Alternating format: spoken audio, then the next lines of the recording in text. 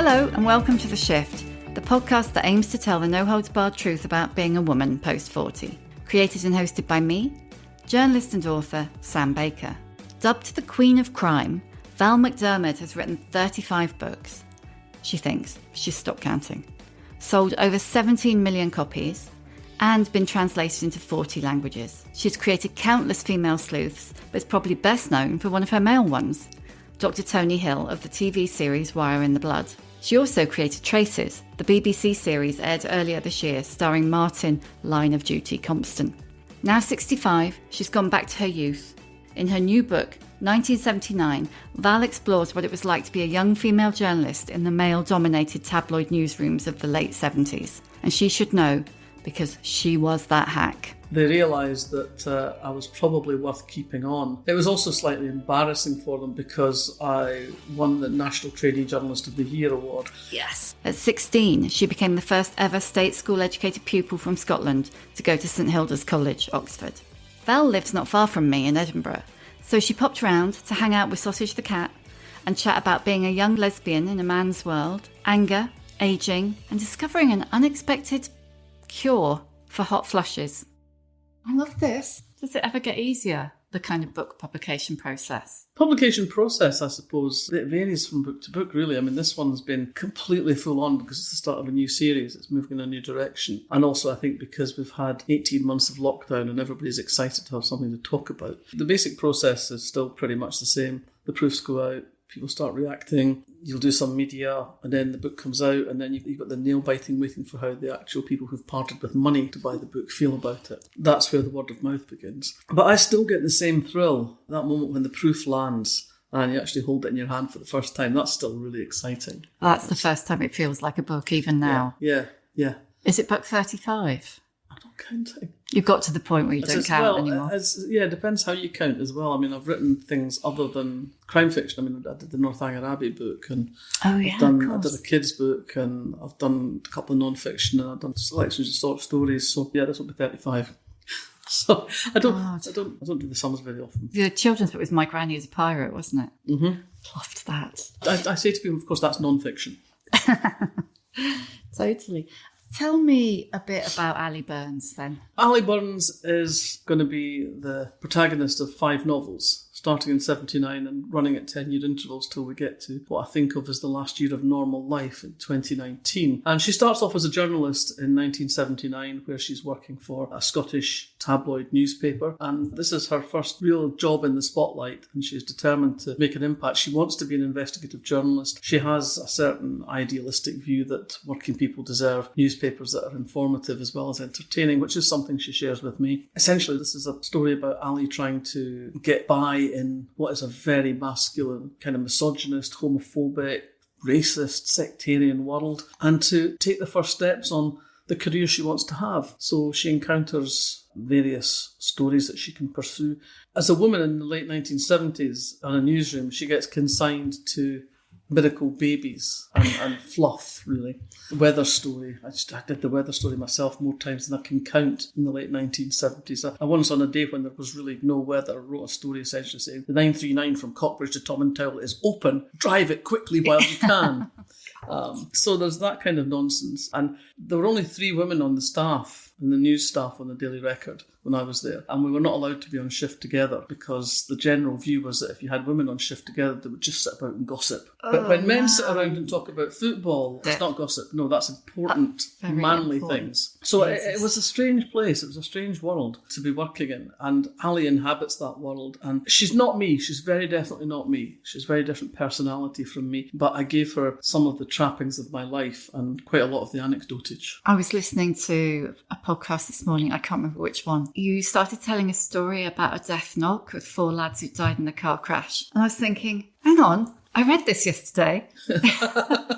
Yes, it's in the book. Yeah. A lot of the anecdotage is mine. That was the very first job I got when I joined the Daily Record staff. I came to the Record from a very sort of indirect route because I was a trainee on the Mirror Group training scheme, which was 2 years before the mast in local papers in Devon, doing all sorts of things like council meetings and magistrates' courts. And then the deal was with the Mirror Group that if you did pass your exams, you got an attachment on one of the national papers, and I chose the record. And almost nobody went to the record from the middle group training scheme. So for a start, they didn't really know what to do with somebody who'd come through the graduate training scheme. They didn't really know what to do with a woman. They didn't really know what to do with somebody who'd been to Oxford. I think they were trying to find reasons for not keeping me on after the 6 weeks attachment, because the deal was if you did well in your attachment, you got kept on. And if you didn't, you just got cast adrift.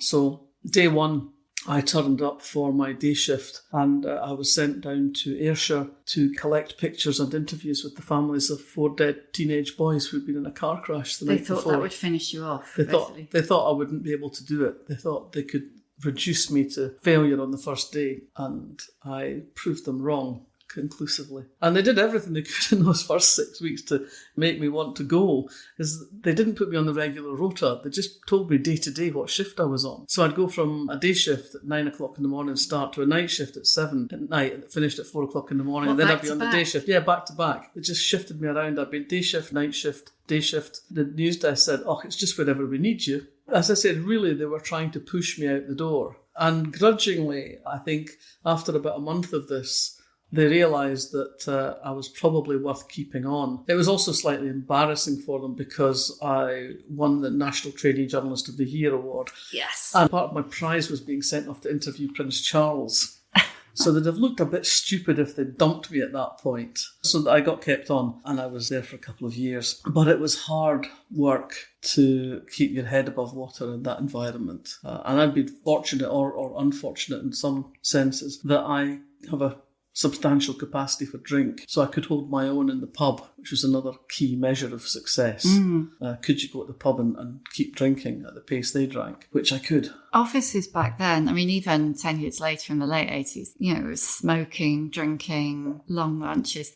The management basically reluctantly conceded that reporters were going to go out and drink. So if they wanted us to go out and do the job, they were going to have to deal with the fact that we'd be getting behind the wheel of the car after 5 pints at lunchtime. And so at the record, we had a fleet of editorial cars and editorial drivers. So you didn't have to bother staying sober. That's what that's about. Oh. You could go to the pub and have your, 4 or 5 pints, 5 whiskies at lunchtime, and you'd have someone to drive you about. Which sounds like luxury, but it's just expediency, isn't it? Yes. It was very much a drinking culture. One of my colleagues had sent for his annual medical, and the doctor running him through the questions and saying, "And what do you drink?" And my colleague said, "What have you got?" And it wasn't joking. So, yeah, it was a strange world. Even then, I mean, I knew I wanted to be a writer, and even then I guess I was stoking this up as possible material for the future. What was it that made you say, are you one of those people who's like, you tell me I can't, I'll show you I can? It's partly that, and it's partly because I couldn't think of anything else to do. I mean, the reason I became a journalist in the first place was because I just couldn't think of where else I could fit in. I remember going around the careers fair at university and looking at all these jobs and thinking, that's boring, or that'd do my head in after a week. I've never been very good at the kind of hierarchies that are sort of firmly defined. This is your line manager, and this is his line manager or her line manager, and then it's all the way up to the top, and you're at the bottom, so you do what you're told. And I get bored very easily as well, and I didn't want to do this kind of job where it's the same thing every day, basically, and journalism seemed to me to be the only thing that might just fit the bill. At one point, my tutor suggested that I should try for the diplomatic, and I howled with laughter like a hyena. Can you imagine how many wars we'd be in now? Get a fucking grip!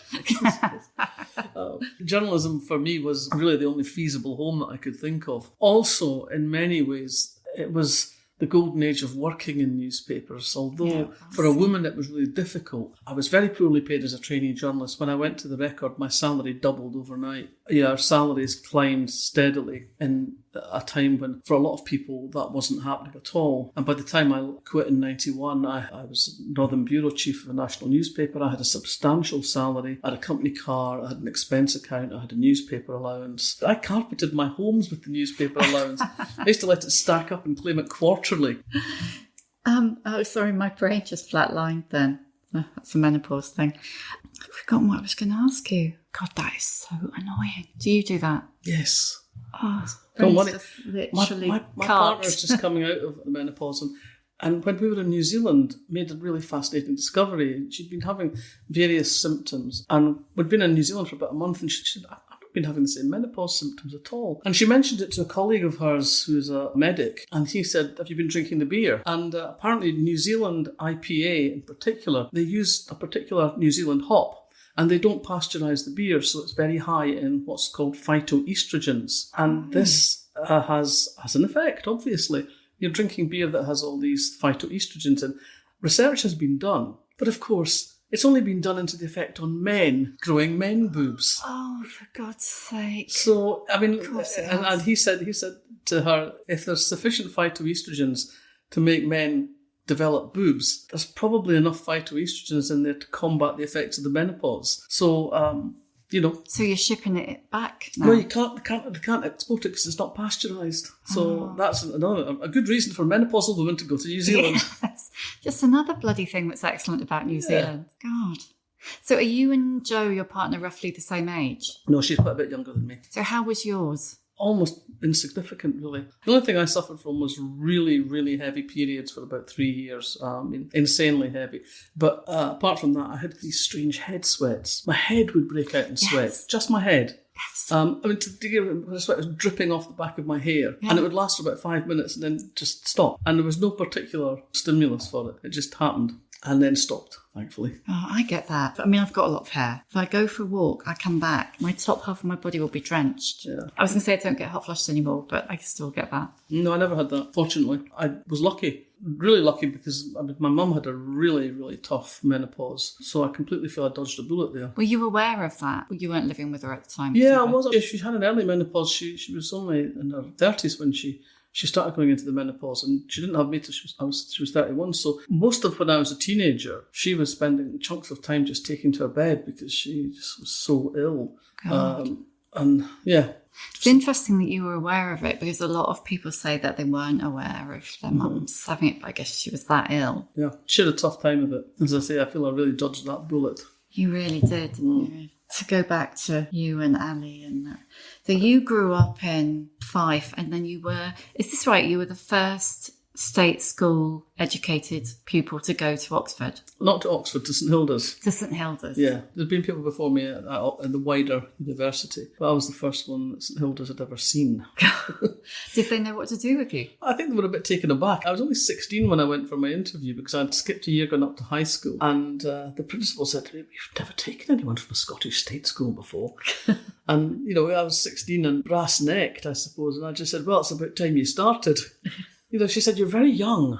How would you feel about taking deferred entry and coming back a year later?" And for me at that age, deferred entry, we didn't do gap years back then. I mean, There was another year of working in the station hotel, which frankly I didn't think would further my academic credentials. So I just shrugged and said, "Well, I'll go someplace else. I'm not wasting a year." And I think they were just so stunned they offered me a place. What were you like as a kid in Fife? Were you in the gang, or were you like I was a bit Norma No Mates and a bit booky. Were you that girl? Yeah, I was a bit booky, but I was also quite sporty and musical as well. So, I played hockey, I was in the first 11. I played guitar, I did a lot of stuff at the folk club and folk singing and things like that.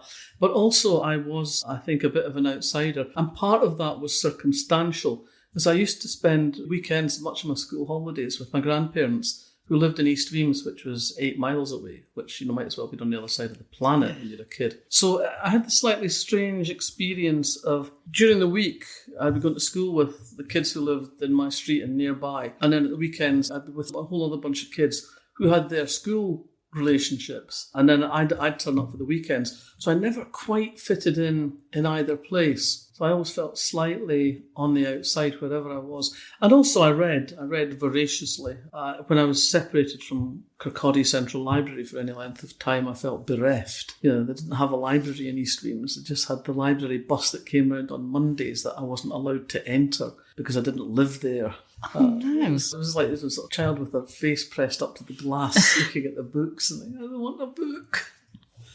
But indirectly, it did me a favour because my grandparents were not readers. But for some reason, they had a copy of Agatha Christie's The Murder at the Vicarage. Linguistic scientists tell us you can read Christie with a reading age of about 8 or 9. So from about 8, I think, 8 or 9, I was definitely reading The Murder at the Vicarage every time I ran out of something to read. And so I was imprinted. You put a duck with a family of kittens that grows up thinking it's a cat or whatever. I grew up thinking that grown-up books had to have dead bodies in them. Yeah, it was destiny. Yes. So when you went to Oxford, you said, I think it was probably on Desert Island Discs, you said, when I went to Oxford, I fell in love with me, which I really liked. Can you tell me a bit about that? I kind of found myself there. I kind of felt all right being me. I spent most of my teens feeling that I just didn't fit and I didn't have a name to put on it. I thought it was because I wanted to be a writer that made me different. You know, I had the Graham Greene, you have to have a splinter of ice in your heart kind of thing and have that detachment.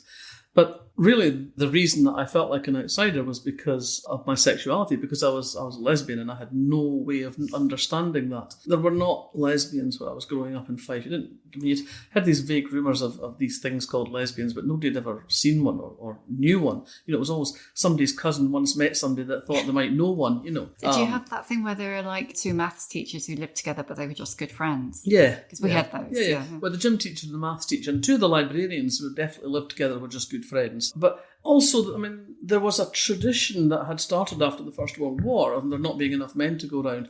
And so there was a pattern of spinsters sharing accommodation because two can live as cheaply as one.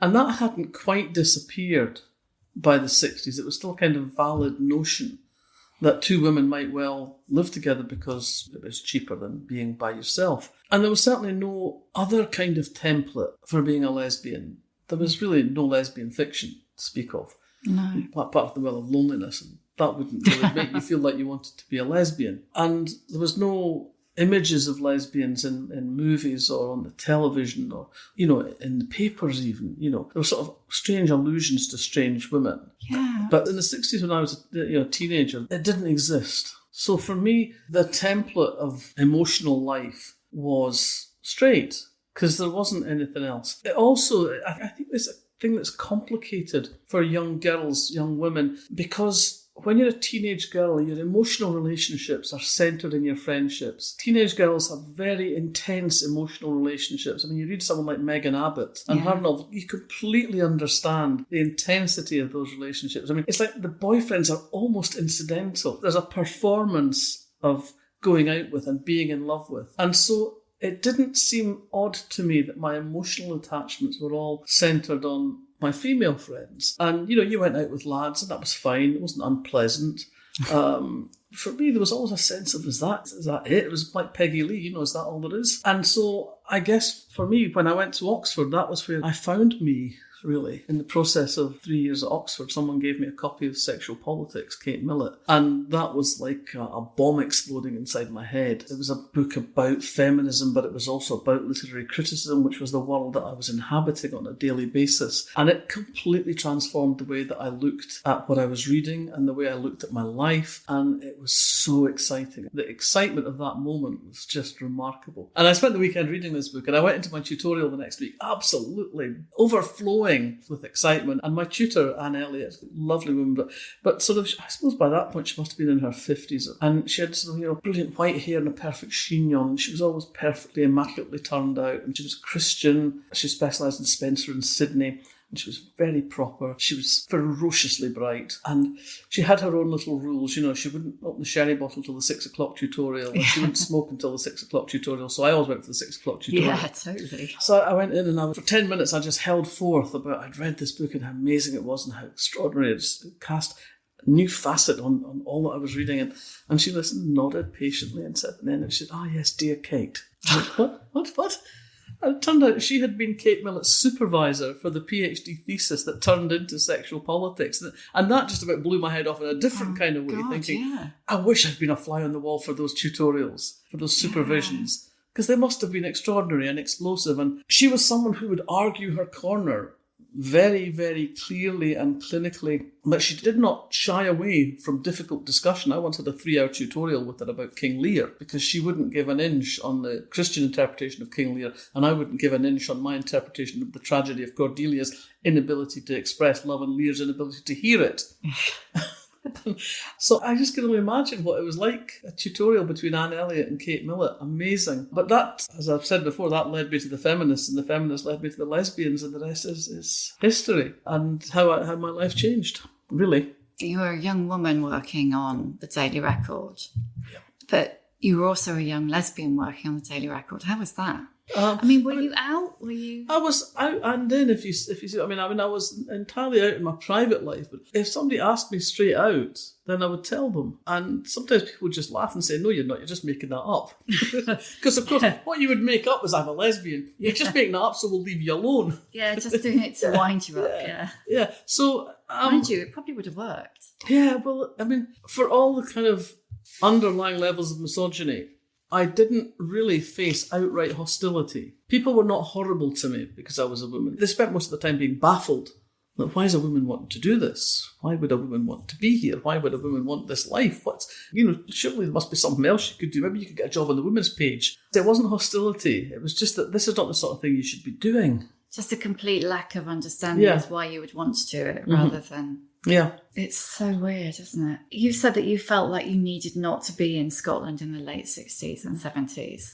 By the time I did 2 years at Daily Record, I thought, I can't have the kind of life here that I want to have as an out lesbian. It's not possible for all sorts of reasons. There really wasn't a very flourishing gay culture in Glasgow in the late 1970s. It was still illegal for men to be gay, which is another explanation of why there wasn't really a flourishing open gay culture. It was very difficult to meet other gay people, particularly to meet other lesbians who had anything in common with. I had friends who were living down south, particularly in Manchester, and I thought, this is somewhere that I can have the kind of life I want to have.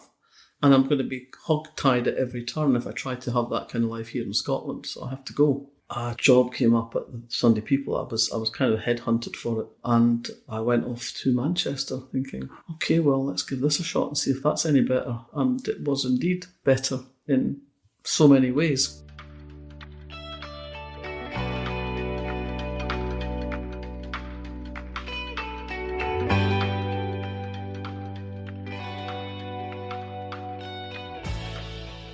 So what point did you move back? It wasn't that long ago, was it? Late 2013, beginning of 2014. Do you think kind of Val then, the Val who moved to Manchester, could have imagined the world, Scotland, as it is now? Absolutely not. It's transformed.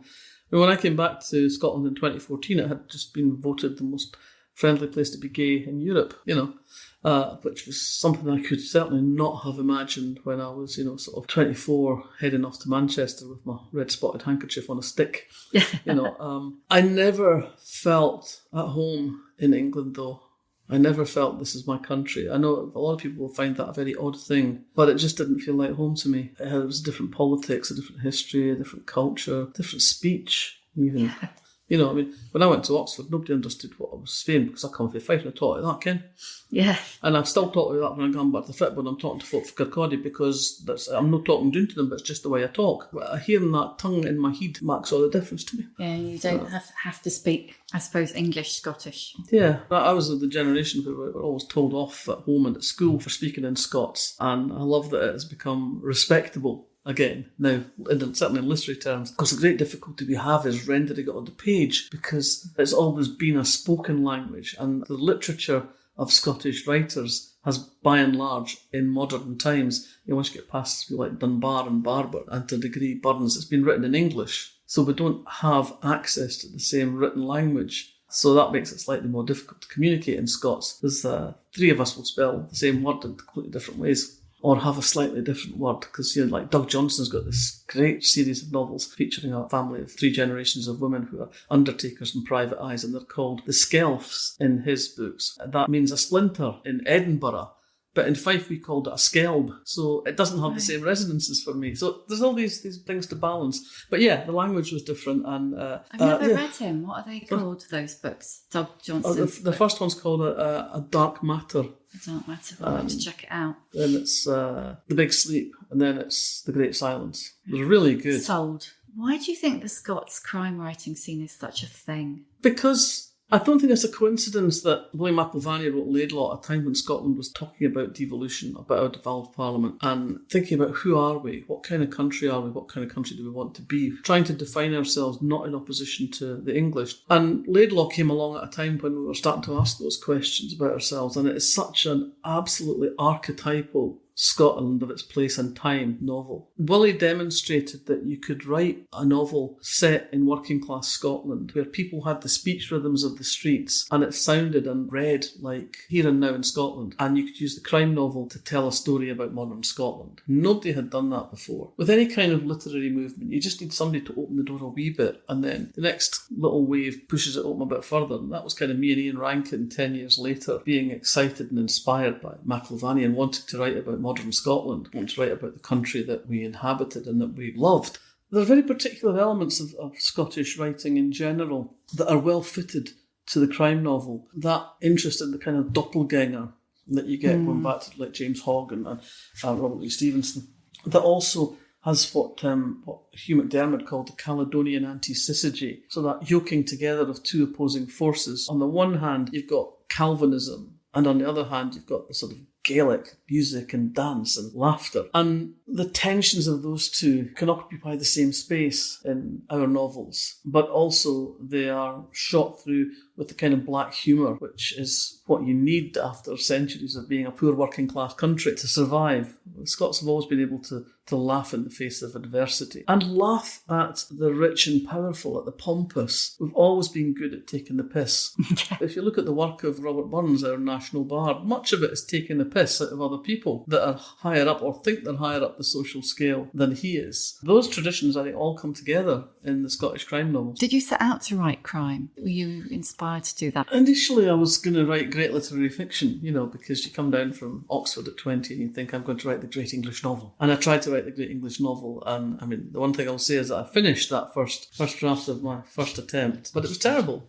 I sent it off to lots of publishers and they pretty much sent it back by return of post. And I ended up adapting it for the stage. I wrote it as a play. An actor friend of mine read it and said, I don't know much about books, but I think this is a good play. It's very dramatic. And I crossed out all the descriptions, left the dialogue in. So I went off to the local theatre with it. And the director there said, I'm looking for new plays for a season I want to do in the studio theatre of new writers, and this is great, this is perfect, I'd love to do this. So entirely by accident, I was a professionally performed playwright at 23, and I thought, well, that's it, I'm going to be the new Harold Pinter, or possibly the new Tom Stoppard. And of course, I was not destined for that route, mostly because I didn't know what I was doing. I didn't understand the mechanics of writing a play. I'd had absolutely accidental beginner's luck.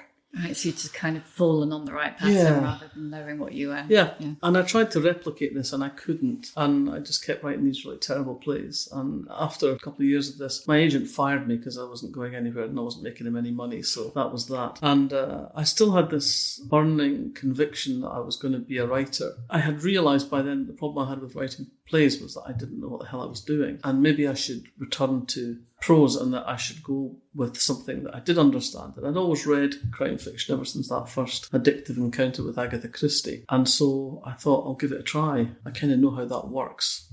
I was thinking about what I could write, and at the time there really was The Village Mystery and The Police Procedural, and I didn't really think I could do either of those. And then someone sent me a copy of Sarah Paretsky's first novel, Indemnity Only, and I read that and I thought, yes, this is the kind of book I want to write. Female protagonist, brain and sense of humour, agency, doesn't have to call the guys in whenever things get difficult. And also, something that was really important to me was that the book was in a sort of way, it was kind of site-specific. The crimes happened there because of the kind of city Chicago is, because of the kind of jobs people do, the kind of lives they lead. And it wasn't just some random murder bolted onto some random village in England. And that excited me. I thought, this is possible. This is plausible. That seemed to me to be something I could do. And it also had politics, personal politics, and it had a wider sense of politics as well. And I thought, maybe one day I'll be able to write something like this. So I sat down and started to write Report for Murder. And the rest is history. Yeah.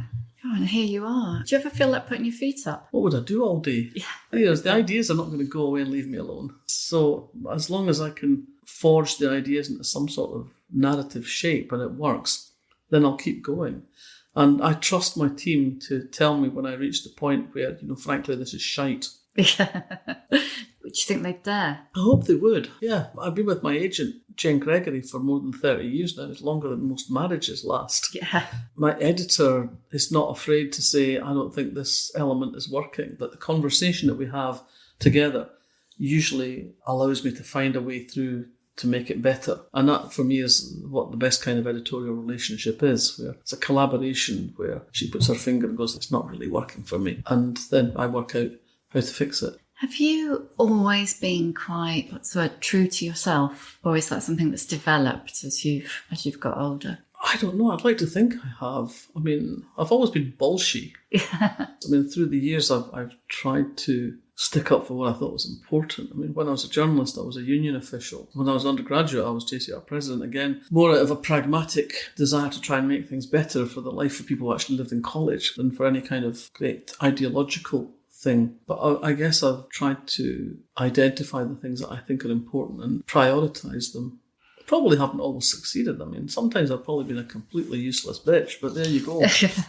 Have you got more or less angry as you've got older? I think I've probably got more angry because there's an awful lot to be angry about. This Westminster government, honest to God, it's jaw-droppingly corrupt. It's jaw-droppingly cronyist. It's just, honest to God, you couldn't make this stuff up. And then on the wider world stage, we've got the news today from Afghanistan. And those poor women who had just clawed a place in life for themselves, education, jobs, just being told, go home, don't come out your houses. You're not going to drive a car, you're not going to have a job, you're not going to get your university degree, just go away and shut up. It's like The Handmaid's Tale, isn't it? It is just awful. So, yeah, there's an awful lot to be angry about. I get very angry about politics that centres around exclusion. I want a politics that's inclusive, that's open, that brings people into the tent. I want an independent Scotland without sorting everything out before we become independent, because I want an independent Scotland that then makes decisions about the country it wants to be. Once we've got independence, we can make decisions for ourselves about the kind of country we want to be. We can't fix everything before we have the power to fix everything. So why do we spend our time arguing about things we can't fix now? It just seems pointless to me. I've always been about inclusivity. I can remember the politics of the 80s, like Section 28, and people going like, we don't want lesbians near our daughters when they're getting changed. We don't want lesbians anywhere near our children because they'll corrupt them. We don't want gay men teaching our choir. We don't want gay men in the same rugby team as our sons. I mean, I remember that time and how insulting and threatening it felt to be othered in that way. And I don't want to other people like that, No. I don't always agree with them. Yeah. But I would rather have them in the tent to have the discussion. That's how you fix things. You don't fix it by shouting at each other on Twitter. No, I mean, it definitely does feel like we've gone back to that othering. And I don't like it. I don't want to be part of that. No. I'm going to ask you now the questions that I always ask. What's your emotional age? Probably, I think my emotional age is probably about 32. I sort of felt I'd got things kind of straight in my head. I felt like I'd come to terms with an awful lot of things. I had a sense of understanding what was important to me and what was important in the world. It was also a year when quite big things happened in my life. My dad died very suddenly, 10 days before my first novel was published. And so there was a lot of emotional processing went on round about that time. For me, that was a real sort of coming together of a lot of things that shaped a lot of what I've done subsequently. Really interesting. Is there like one book that you regularly push on people? One book I do push on people quite a lot is maybe slightly unexpected. It's Emma Smith's This Is Shakespeare. Yeah, that's slightly unexpected. It's a book that looks at Shakespeare from a very different angle. You don't have to know really anything at all much about Shakespeare. It's not for scholars. It's not an academic's book. It's a book that's just as applicable to people who haven't read Shakespeare and want to know what all the fuss is about as it is to people who are familiar with it. And she looks at Shakespeare from what she calls the gappiness, the things that he doesn't waste time telling us, the spaces in the plays that allows them to be relevant to different times and places. And she uses the method of saying, what's the question we should ask about this play? And what's the question it asks of us? And she uses that to explore so many aspects of our lives: gender, sexuality, politics, race. And I find it absolutely fascinating. It's a very easy read, but it's got a lot of big thoughts in it. If you have any seriousness about writing any kind of fiction at all, you need to be examining the issues that drive the wedges between us and our society that build us together as a society. And I think this is a really great book for teaching us an awful lot about ourselves and for setting hairs running in your head. That's really fascinating. If you applied that, what's the question we should be asking about this, and what's the question it's asking us, to 1979, what would they be? Oh, God, I don't know. So what does it tell us about 2021? I hadn't realised it was going to be the first of 5 books, and then I think I read a piece in The Scotsman that said it, that they were going to run 1979 through 2019. I think it's such an interesting idea. Quite challenging, but it'd be really interesting to look at. It's madly hubristic. All the best ideas are. Yes. What one piece of advice would you give younger women? Try to be yourself, even when it just seems impossible. The alternative is horrible. The alternative makes you feel even worse than the put downs you get for trying to be yourself. What time did you learn that? How old were you when you learned that? Probably in my early days in newspapers, but even before I went to the Record. The thing about being a journalist is you have to be a chameleon to a certain extent. When you're out on the job, you have to fit in with the people you're trying to interview. You have to make them love you enough to confide in you. But back in the office, dealing with your colleagues, dealing with news desks, if you try to pretend to be something you're not, you will be very quickly found out. And that's not good. It makes your life difficult, but it also makes you feel like shit. Is there an old woman who inspires you? I have a very good friend who just celebrated her 90th birthday, and she was married to my old English teacher, and they became great friends. And she herself worked in education. She was a head teacher in primary schools in Fife, and she was somebody who essentially came from quite a sort of douce, genteel background in North Berwick, and she went into these primary schools that were in really rough parts of Fife, mining villages in Fife. And by the time she left, I think the people of Kennoway wanted to put up a statue to her. She was amazing. She was an amazing teacher. She was an amazing woman. And she still is. She's 90 and she's still going strong. She's great company. She still loves reading, although she can't read anymore. She has to just listen on an audiobook or magnify things hugely on her iPad. But she's active and her mind is active. She has a big heart, and I would quite like to grow old in that sort of this slightly disgraceful way that she has. She still pretends to be awfully genteel, but really there's another side to her that's quite wicked, and I would quite like to be wicked into my 90s. I think you might pull that off. Well, we'll see. She's a lot less grumpy than me. I think a bit grumpy is allowed. Good. Yes. What's your superpower? My superpower is my ability to make an infinite amount of cheese disappear. My kind of woman. Don't leave me alone with the cheese board. Lastly, how many fucks do you give? None. None? Not a single one. Definitively none? Definitively none. Excellent. Not even a flying one. No. I feel I've kind of reached a point where I don't have to. You absolutely have. You're the queen of crime. Absolutely. Yes. Thank you so much. That was excellent. That was fun. Thank you. Thank you for listening.